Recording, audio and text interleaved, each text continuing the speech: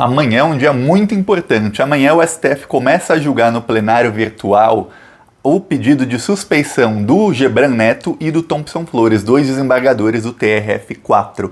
E hoje a defesa do Lula soltou uma bomba atômica que envolve a Carmen Lúcia, que era presidenta do STF em 2018, e envolve o Thompson Flores, que era presidente do TRF4 em 2018. Por quê? Porque no dia 8 de julho de 2018, o então juiz plantonista, desembargador plantonista Favretto, ele mandou soltar o Lula, que estava preso. Lembra que o Lula estava preso em 2018? Foi preso para não participar da eleição, obviamente. E o Lula ia ser solto. Só que aí foi um grande conluio, um grande acordo nacional. Lembra daquele acordo nacional com o Supremo com tudo? Esse acordo aconteceu também nesse dia 8 de julho de 2018 para que o Lula não fosse solto, para que uma ordem judicial de um desembargador da segunda instância, que era o plantonista, essa ordem não fosse cumprida. Eu vou falar dos detalhes aqui, é engraçado, né?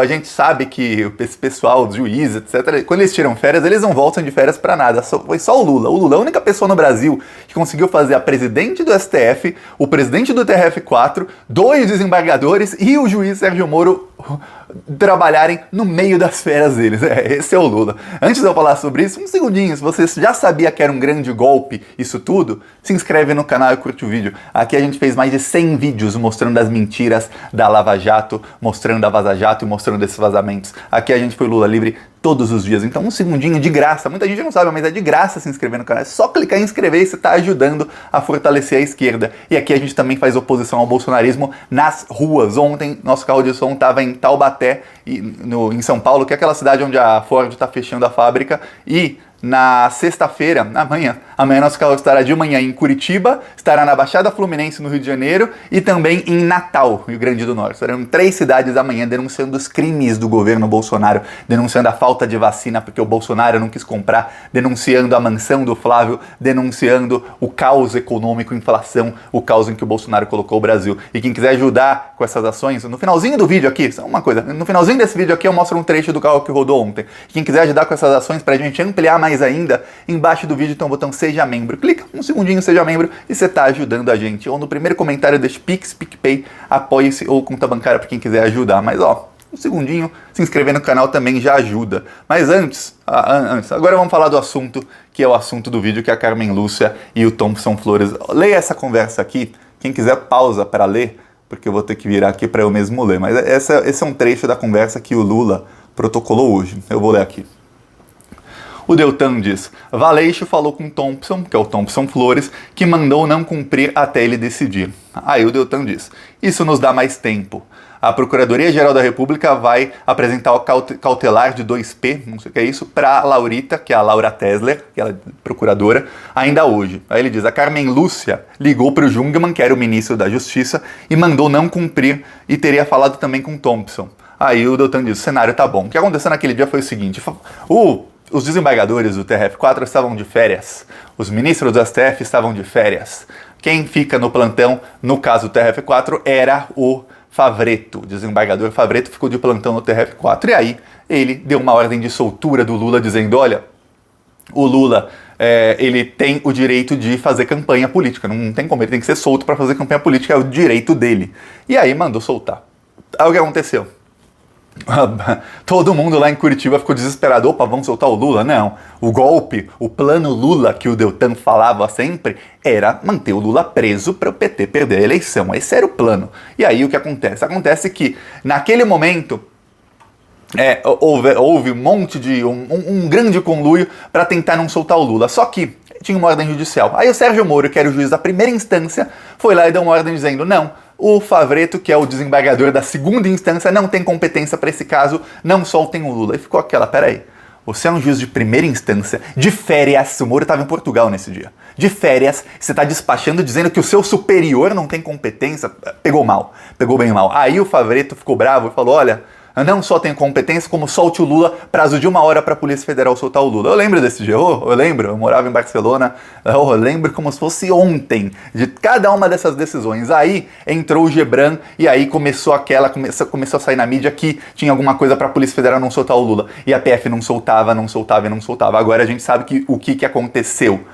o Gebran falou assim, olha, se o presidente do TRF4, que é quem manda mais que os outros, não se pronunciar, vai ter que acabar soltando porque tem uma ordem judicial. Então ficou toda a pressão do Thompson Flores, que amanhã será julgada a suspeição do Thompson Flores. Aí, o Deltan ligou para a Polícia Federal e falou, não soltem o Lula, esperem a decisão do Thompson Flores. Os procuradores começaram a falar entre si, no grupo, ficaram desesperados, falando, não, a gente imprime e leva em pessoa lá na casa dele, e a gente vai lá, não interessa, ele tem que dar uma decisão para desmandar o Favreto e mandar o Lula ficar preso. Nisso, o Deltan vai e fala, olha, o Thompson Flores falou pro Valeixo, para quem não sabe, ele foi superintendente da Polícia Federal de Curitiba, então todos os crimes que a Polícia Federal de Curitiba cometia era Valeixo e Sérgio Moro juntinhos, tanto é que o Sérgio Moro chamou o Valeixo para ser o chefe de toda a Polícia Federal quando ele foi ministro da Justiça, e foi por causa do Valeixo, que o Bolsonaro não gostava dele, que o Sérgio Moro acabou saindo do governo, tirou o Valeixo, o Moro falou, não, então não tenho mais o que fazer aqui, é isso, esse é o Valeixo. E aí o Valeixo recebeu ligação da Carmen Lúcia, então presidenta do STF, dizendo não solte o Lula. Olha essa presidenta do STF interferindo num assunto da justiça. Aí o Thompson Flores também falou, não solte o Lula, descumpra a ordem judicial, tá vendo? Você tem a presidente do STF e você tem o presidente do RF4 mandando a Polícia Federal descumprir uma ordem judicial, só porque o réu era o Lula. Fosse qualquer outro, cumpriria-se a ordem e pronto. Cumpriria-se? Não, cumprir-se-ia a ordem, a mesóclise, cumprir-se-ia a ordem e pronto, não teria problema nenhum. Aí, mas era o Lula, né, era o Lula. Vamos lembrar agora algumas coisinhas sobre a Carmen Lúcia? Primeira, a Carmen Lúcia apareceu na Vaza Jato algumas vezes, mas a mais forte que ela tinha aparecido anteriormente foi quando os procuradores de Curitiba chamaram ela de frouxa. Por quê? Porque ela não queria dar uma decisão que eles queriam que ela desse, e falar, a Carmen Lúcia é frouxa, vamos mandar outro fazer isso aí. Ela apareceu naquele dia, só que a Carmen Lúcia, ela teve um papel ativo no golpe e na prisão do Lula. Por quê? Porque ela era presidente do STF. Então cabia a ela, a Carmen Lúcia, pautar ou não a prisão em segunda instância. E claro, a Lava Jato queria isso, que é isso até hoje, a Globo queria isso, que é isso até hoje, e a Carmen Lúcia foi lá e pautou a segunda instância. Ela poderia simplesmente não pautar. Por quê? Porque já estava decidido. A Constituição é claríssima, que é só depois de transitar em julgado. O termo transitar em julgado significa que é quando não há mais recurso, ponto final, e acabou. Mas a Carmen Lúcia pautou. Ela pautou. E aí ela pautou e ela não quis pautar a discussão da prisão em segunda instância. Não! Ela quis pautar o habeas corpus do Lula. E o Lula falava, eu não posso ser preso, era um habeas corpus preventivo, antes de decretar a prisão deles. Foi em abril de 2018.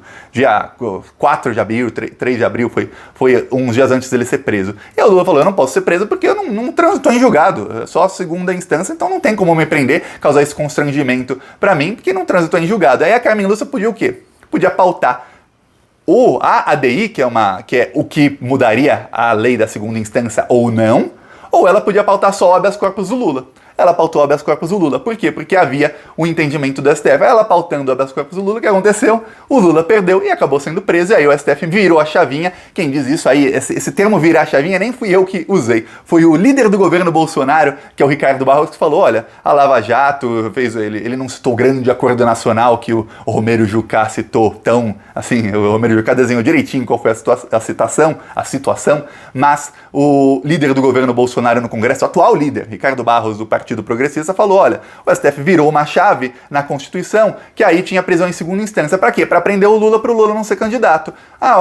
Acabou a eleição, o Lula não ganhou, o STF virou de novo a chave e a Constituição passou a valer do jeito que era antes. Foi isso o que fizeram com o Lula. E aí, olha só que coisa, o líder do governo Bolsonaro admite, e isso foi a Carmen Lúcia. Não foi, nesse caso não foi Lewandowski, não foi Gilmar Mendes, não foi Rosa Weber, não foi fulano, não foi ciclano, foi Carmen Lúcia, que era a presidente do STF, que tinha todo o poder em suas mãos. E agora a gente sabe que não apenas ela fez isso, como ela também agiu mandando a Polícia Federal descumprir uma decisão judicial, uma ordem judicial, e não soltar o Lula, manter o Lula preso. Quer dizer, a Carmen Lúcia faz parte do grande acordo nacional. E só agora, depois de anos e anos e anos, e agora, depois que a Vaza Jato tá aparecendo e ela tá vendo todos os crimes que foram cometidos, ela deve estar colocando a mão na consciência falando, caramba, eu apoiei tudo isso, que ela apoiou tudo isso. Se a Carmen Lúcia tiver um um pinguinho de decência e de vergonha na cara, a Carmen Lúcia vai se declarar suspeita para todos os julgamentos que envolvam Lula de agora em diante. Mas você acha? Alguém que pautou lá a segunda instância para mudar a chavinha, para tirar o Lula da eleição, para que ganhasse outra pessoa qualquer, e inclusive esteve também no conluio que não deixou o Lula nem fazer campanha, porque se ele fizesse campanha, ganhava o candidato dele, seja quem fosse, no caso era o Haddad, ganharia o Haddad, mas não deixou ele nem fazer campanha. Carmen Lúcia estava nessa, você acha que ela tem esse pingo de vergonha aí? Você acha que ela vai declarar a própria suspeição? Não vai, mas não vai mesmo. Vamos ver como vai ser o voto dela. A partir de amanhã até o dia 12, em algum momento ela vai colocar no plenário virtual do STF o voto dela da suspeição do Gebran Neto e do Thompson Flores. E a defesa do Lula, com essas conversas de hoje, mostram que o Thompson Flores também ligou para a Polícia Federal e mandou a Polícia Federal descumprir essa ordem judicial que era do Favretto. Porque, não cumpre a ordem judicial até eu decidir. O Thompson Flores estava de férias, ele não podia fazer isso. Ele voltou das férias, ele trabalhou nas férias só para manter o Lula preso. Aquele princípio da impessoalidade foi por espaço. Aliás, na Lava Jato, o que valia era o Código de Processo Penal da Rússia, né? Então, amanhã a gente já sabe que, a partir de amanhã, o Gilmar Mendes e o Lewandowski vão votar que o Gebran Neto e Thompson Flores são suspeitos, muito provavelmente, e aí vai ficar aquela, o Cássio Nunes vai votar o quê? Indicado pelo Bolsonaro, ele vai votar que um dos dois é suspeito e anular a sentença do sítio de Atibaia, e aí fazer com que a principal dúvida hoje é o quê? O Lula vai poder concorrer em 2022, sim ou não? Se o Cássio Nunes votar pela suspeição de um dos dois, não precisa ser dos dois, de um só dos dois, já forma a maioria, e não importa mais o voto da Carmen Lúcia, do Fachin a gente já sabe qual é, todo mundo sabe que o Fachin vai votar contra o Lula, não importa o voto da Carmen Lúcia mais, porque com o Cássio Nunes formar-se-ia maioria, hoje eu tô que tô, mas não me comparem com o Temer não, ele que gostava de usar mesóclise. Aí o Cássio Nunes, com ele já teria a maioria para que a sentença do sítio de Atibaia fosse anulada. Só que, no caso da suspeição do Sérgio Moro, que está para ser votada, faz mais de 2 anos que está para ser votada, que está nas mãos do Gilmar Mendes, o golpe que está todo mundo falando é o seguinte, o STF pode falar que o Sérgio Moro era suspeito para julgar o Lula, que ele foi um juiz parcial, anular a sentença do Triplex e não anular a do sítio de Atibaia. Para quê? Para que o Lula não tenha os direitos políticos restabelecidos, ele continua a ficha suja mesmo com todas as provas de que ele é inocente, e aí ele não pode disputar em 2022. Esse era o golpe que estava todo mundo na esquerda falando que o STF vai dar esse golpe. Tem todos os indícios no julgamento da suspeição do Moro, porque o correto era, se o Moro é suspeito e foi ele vamos lembrar, foi o Sérgio Moro quem comandou as investigações e as provas estão de que ele não apenas comandou, mas ele estava em conluio e era chefe dos procuradores, o Moro teria que ser suspeito em todos os processos em que ele meteu a mão no Lula. Não interessa se ele meteu a mão em 1% do processo ou no processo inteiro. E no caso do sítio, ele meteu a mão em 80% do processo, foi comandado pelo Moro, sabe? 80%. Só 20% foi a Gabriela Hart. Aí você fala, peraí, se o golpe do STF é anular apenas a sentença do Triplex e não do sítio de Atibaia, agora o STF tem que julgar 2 habeas corpus, que são a suspeição do Gebran e do Thompson Flores, que anula justamente a sentença do sítio de Atibaia. Você fala, se for realmente, se o STF for mesmo dar o golpe que está todo mundo falando, eles não vão anular a sentença do sítio de Atibaia, mesmo com todas as provas. Então é bom, a defesa do Lula está fazendo exatamente o que eu falei aqui, a defesa do Lula vai fazer isso. Quem viu o vídeo aqui no canal desde segunda-feira sabe, eu falei, essa semana a defesa do Lula tem que protocolar o máximo de petições possíveis, com o máximo de conversas possíveis, citando o Gebran Neto e Thompson Flores, porque a suspeição deles vai começar a ser julgada. E aí a defesa do Lula fez o seu trabalho, fez o dever de casa, vamos ver agora se o STF vai ter vergonha na cara ou não, se a Carmen Lúcia vai ter vergonha na cara ou não. Vamos ver o que vai acontecer. E aqui a gente continua fazendo oposição. Olha só, eu vou mostrar o nosso carro de som que rodou ontem em Taubaté. Olha só que legal aqui,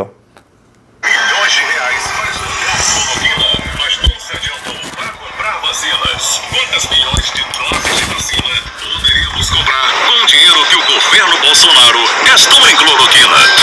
São mais de 1.000 mortos por dia e Bolsonaro segue se divertindo e fingindo que não é problema dele.